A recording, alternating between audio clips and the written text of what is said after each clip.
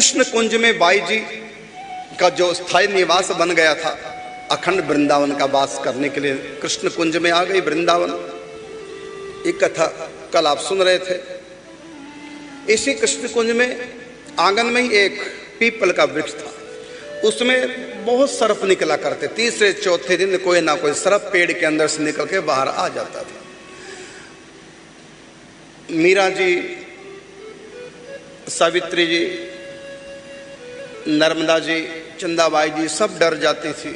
शशि जी भी हैं, कई महिलाएं डरती थी कहीं काट ना जाए। बाई जी से बार बार प्रार्थना कर रही थी, क्योंकि वो बाई जी की सामर्थ्य को जानती थी। बाई जी कुछ तो करो, इनको भगाओ, सपेरे को बुलाओ। अंत में बाई जी को मना लिया। बाई जी ने कहा ठीक है, कल सपेरे को बुला लेना, पकड़ के जमुना जी की तरफ छोड़ाएगा। तय हो गया कि कल सपेरा आएगा, सुबह बुलाने जाएंगे, सांपों से छुटकारा होगा। और इतना कहकर बाई जी भीतर कमरे में गई, कुंडी बंद की अपने भीतर की। उसी समय एक देवता सामने प्रकट हो गया, जो नीचे से सांप, ऊपर से मनुष्य और मुकुट सुंदर मणि। बाई जी किससे प्रार्थना करने लगा, ये मेरा घर है, मुझको यहां से भगाओ मत, मैं सरफराज हूं। बाई जी ने कहा कि सब आपसे डरते हैं, आपके परिवार से डरते हैं। उन्होंने कहा मैं वचन देता हूं, मैं और मेरे परिवार का कोई भी नाग किसी को डसेगा नहीं, ये मेरा वचन है। कह करके नाग देवता अंतर्धान हो गए। उसी समय अंदर बाई जी ने कुंडी नहीं खोली, अंदर से आवाज दी, पुष्पा। हाँ बाई जी, भाभी जी को कह दो कल सपेरे को न बुलाए। ठीक है बाई जी के लीला। अभी अभी तो कह रही थी ठीक है बुलाना, कह के गई थी भीतर की बुला लेना सुबह सपेरे को, मना कर दी। चलो बात समाप्त। लेकिन वो सांप तो फिर निकलते थे और सब डरती थी। और बाई जी ने कह दिया चिंता मत करो, कोई सांप किसी को कुछ नहीं कहेगा, घूमने दो सांपों को। सांप हमारे घर में नहीं रह रहे, हम उनके घर में रह रहे हैं, वो पहले से है। ये वृंदावन के हैं, कौन किस रूप में वृंदावन का वास कर रहा है। बाई जी ने समझा दिया डरो मत, कोई भी सांप किसी को कुछ नहीं कहेगा, घूमने दो सांपों को, निकलने दो बाहर। कुछ दिन चलता रहा इसी तरह। सांप निकलते, कभी छोटा कभी बड़ा, कभी और बड़ा। घबरा तो जाती है। बाई जी जैसा विश्वास, बाई जी जैसी दृष्टि कहां सबके पास।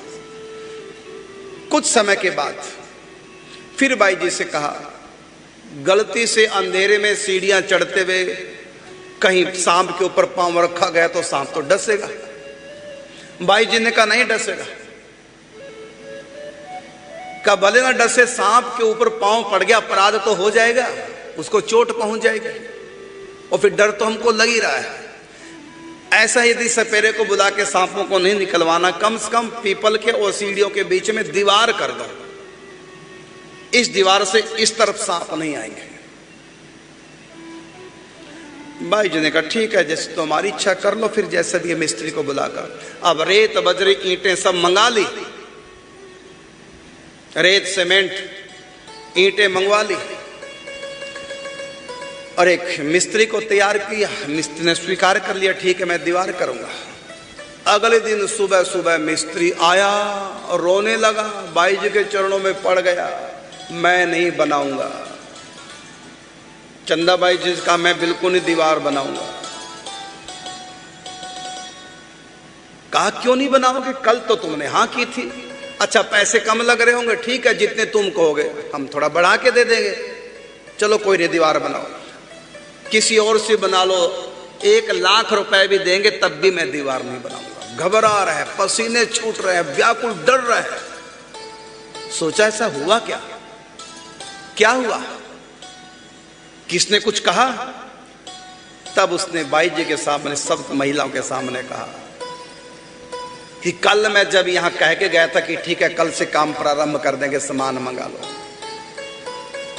रात्रि को मैं सो रहा था, किसने लात मार के मुझको जगाया और इतनी जोर से लात खटिया को पड़ी, खटिया उल्ट गई। मेरे ऊपर खटिया, मैं खटिया के नीचे। इतना नहीं, फिर मुझको किसने उठाया, फिर नीचे फेंका एक व्यक्ति, और साथ में बोला खबरदार यदि दीवार की थी। कौन था वो मुझको नहीं पता। घबरा। तब भाई जी ने कहा कोई बात नहीं, आप घबराओ मत, कुछ नहीं होगा, आप जाओ, दीवार नहीं बनेगी। और नहीं बनी। सांप फिर वैसे निकलते पेड़ के अंदर, जो खोला भीतर होता है पीपल का, उसके अंदर रहते थे, फिर निकलते थे।